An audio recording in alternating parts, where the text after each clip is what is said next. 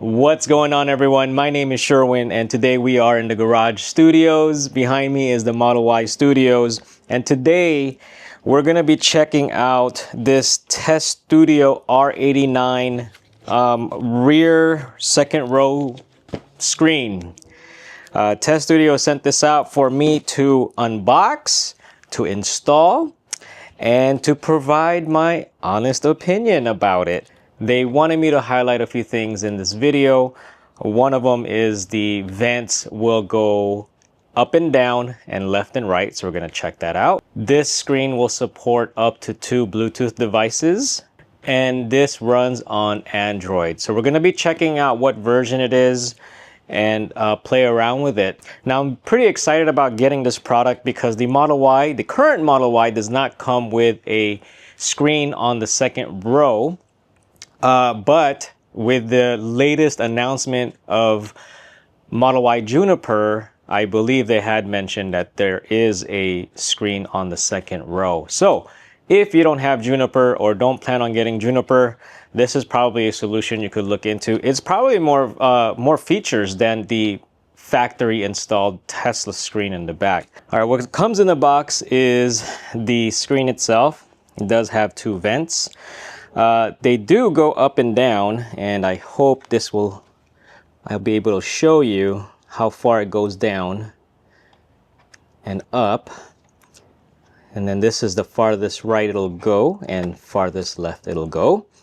Now with the 2 vents, they are individual adjustments, so it doesn't matter what position this one is in, this one will be in its own position. Like, they don't synchronize positioning, like they're not attached to each other. So that's pretty neat. It does have 2 USB-C ports down here. In the back we have the pass-through to get the air through, and there's a speaker inside. Wire harnessed and some clips. It comes with a pry tool and the rest of the wire harness.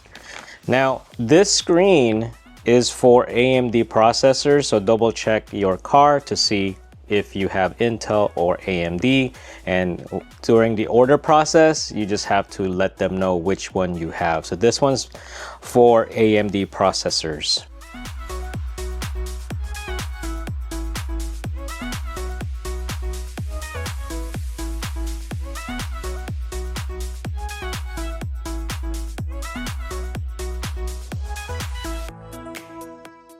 Okay, there are 2 screws you need to remove.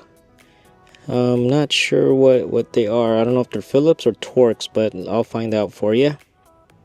Alright, so I have this Husky Torx screw with different sizes, and according to this is a T15. So this is the one I'm going to be using to unscrew those screws. Okay, so next we're going to remove or unplug this blue connector and put this cable in between it. Just want to let you know that the right side is stationary. Don't try to wiggle that out, it stays in place. This one is the left one is the one that you could pull out. That stays in place. Okay, so I had to contact support because the video that I was watching and the version of the screen that I got, I think, is slightly different. So let me show you. So in the video they were saying to run this cable, or at least it looked like this cable, under the front passenger seat all the way to the side of the seat where it can connect to the controls. But apparently I have the newer version of the screen, and so that is no longer necessary. You just have to connect this cable to the back of the monitor and you're all set to go. One thing that you should not ignore is this piece right here. I forgot to install it, and you connect it to this wire harness. And I don't know what the technological term is, but if you don't plug this in, you lose the ability to charge off of the USB-C port on the like in the center console. It just won't work. So I was like, what? Why does it not work? And when I put everything back together, it worked. And then I realized this piece right here. So make sure you use this and just connect it. That's all you have to do is just connect it. All right, so the installation is much easier than I thought it would be. I just wanted to reference that video because I wasn't sure how to remove all the coverings in here. But we're gonna go ahead and put things back together, and let's start playing with it. All right, so there might be some room here on this side or on this side where you can route that cable through so that it comes up here when you replace this plastic cover, the one where you had to remove the screws. A concern of mine so far is this wire harness. It's kind of bulky. We'll probably have to fiddle around with it so that when I replace the cover that it's gonna fit. So we'll see. All right, so you can see this is where I routed that long wire that connects to the back of the screen. It moves freely, so it's not being pinched or anything. So that's a good area to run that wire through, that cable. All right, so this is the one that I have to figure out how to tuck that in, because we have to replace that cover. I'm gonna try to push this in more and try to flatten it out. Let's see what happens. All right, well, I just shoved the plastic in there. Now you're left with this part right here. What I would say to not do is to put these cables in the path of your ventilation. So you could probably tuck it down there somewhere.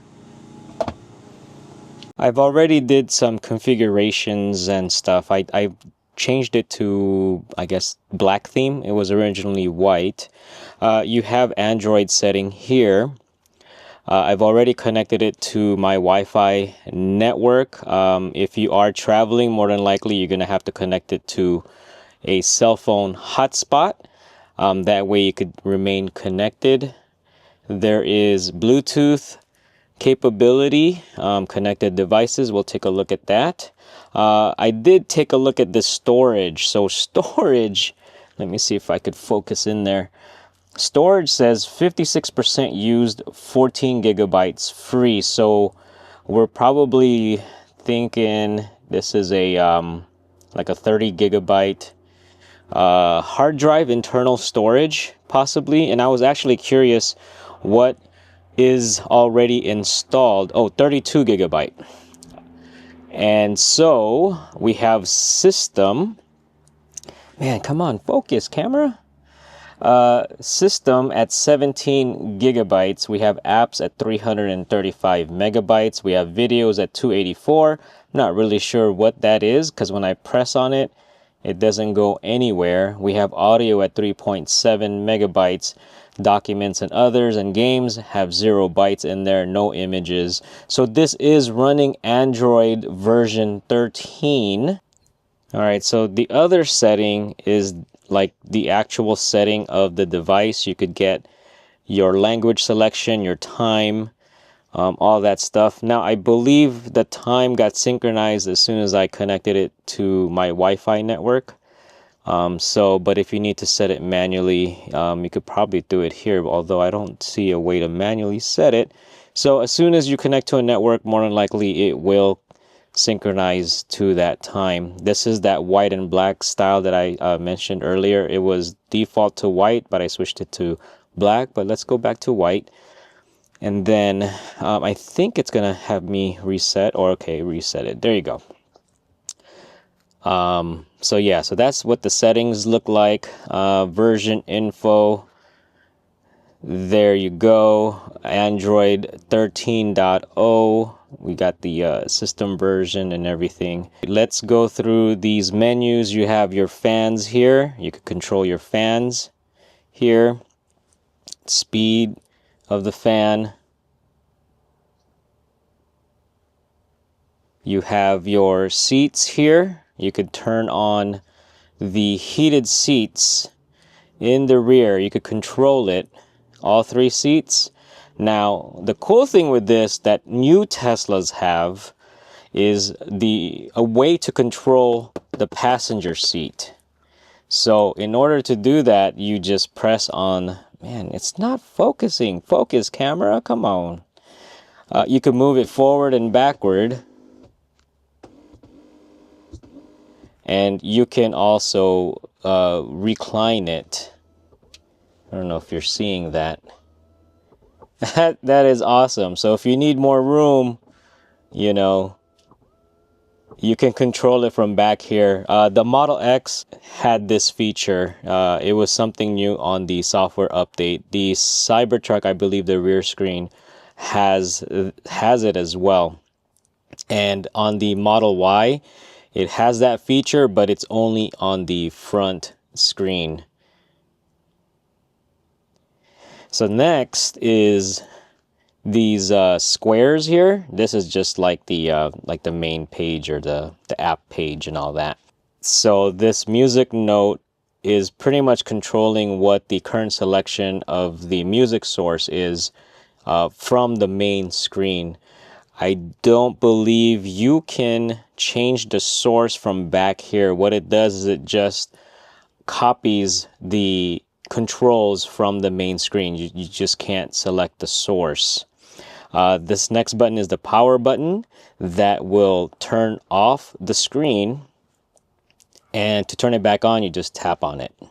Now it does have 2 USB-C ports here. I'm sure the power rating or the delivery is going to be the same as the stock ones, the factory ones, because the wiring behind it has not changed. So whatever the power rating or delivery is, it's going to continue to be the same. All right, so this main page has like 3 pages, as you can see by these 3 circles.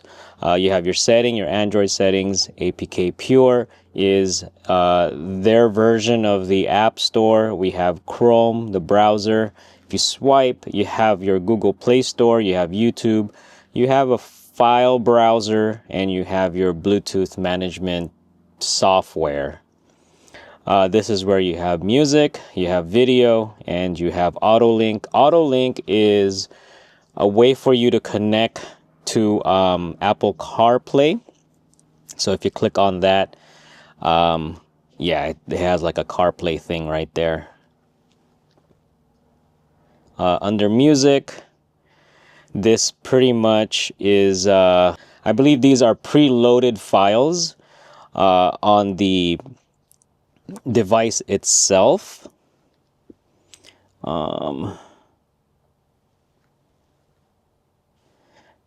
So as you can see, there is a path here with folders and stuff. And I think you can load files onto this USB port because it has like a logo in there. So you briefly heard music coming out of there. So there is a speaker as I showed you all while installing the screen. Video, there is a sample video. So this is where I'm finding all of the files that are pre-installed. I might be able to keep this playing because I don't think it's going to give me any copyright thing, but I'm going to be quiet and see if you can hear the sounds coming out.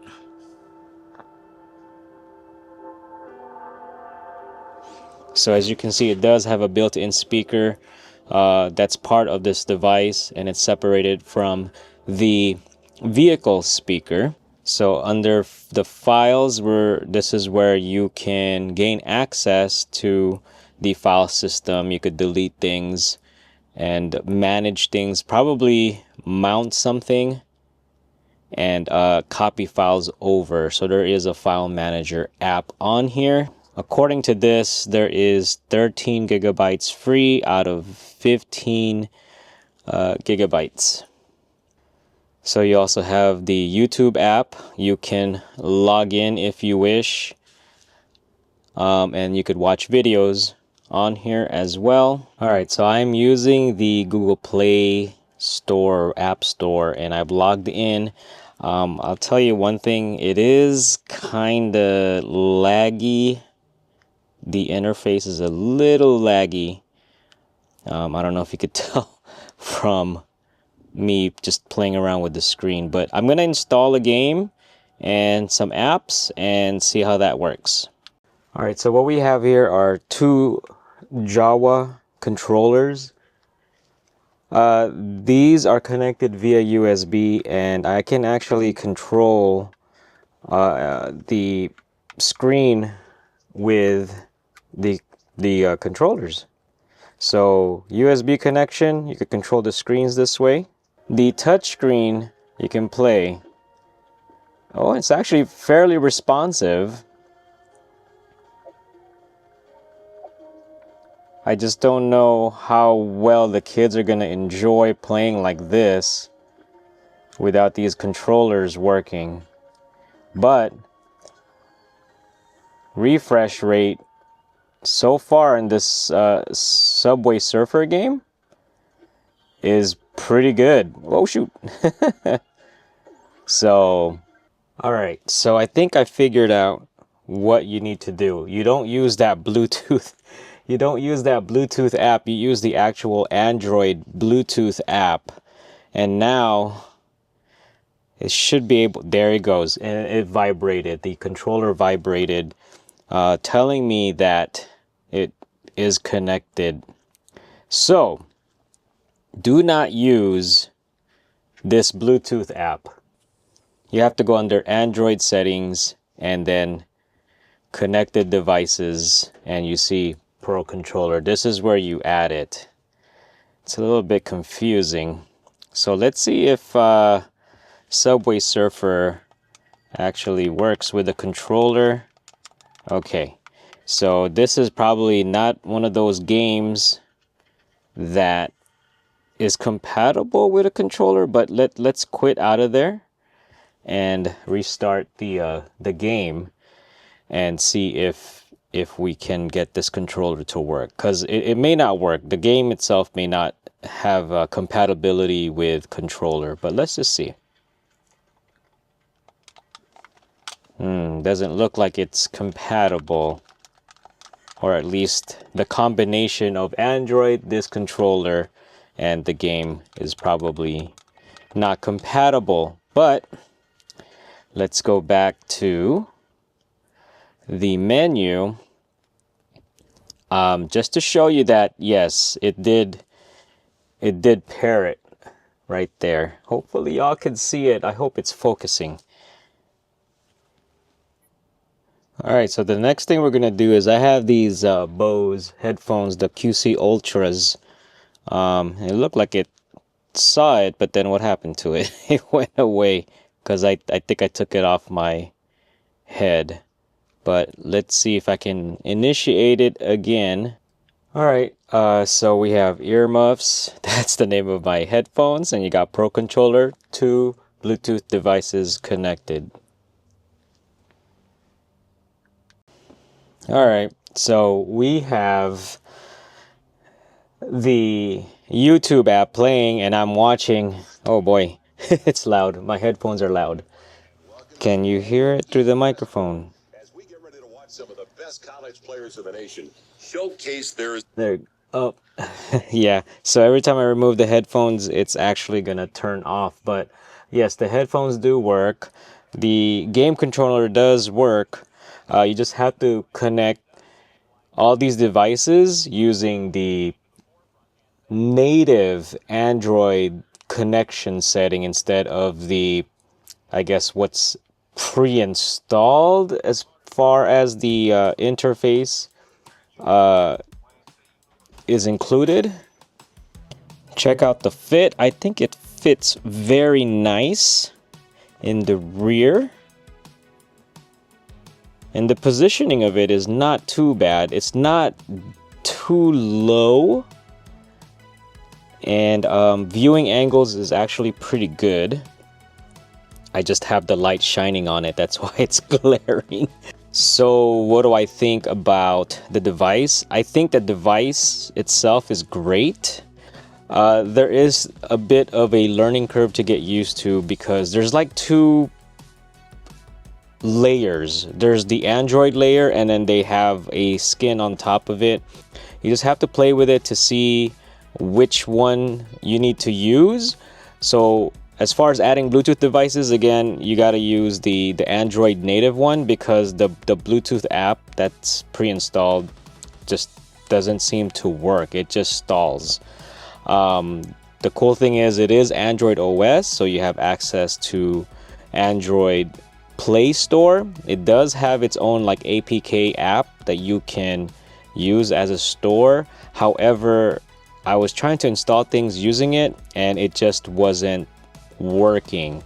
The good thing with that APK store is I don't believe you need to log into Google to use it. You could just install right off, you know, without even logging in. But the thing is, I wasn't able to successfully install anything. So I ended up just logging into my Google account and use the Google Play Store. It's probably better to go that route, simply because with logging in through Google and using a Google Play, you can safely install things, because Google like scans the application itself. As you can control your heated seats without bothering the driver, myself.